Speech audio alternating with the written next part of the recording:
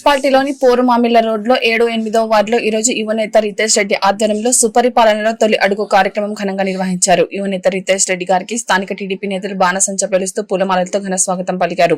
అనంతరం స్థానిక టీడీపీ నాయకులతో కలిసి చాకలి వీధిలో గడప గడప వెళ్లి కూటమి ప్రభుత్వం అందించే పథకాల గురించి ప్రజలకు వివరిస్తూ కరపత్రాలు పంపిణీ చేశారు.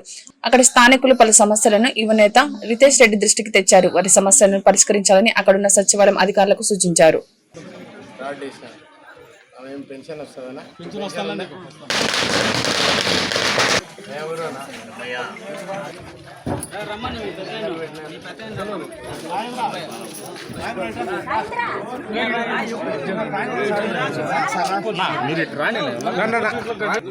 చాలా ఒకటి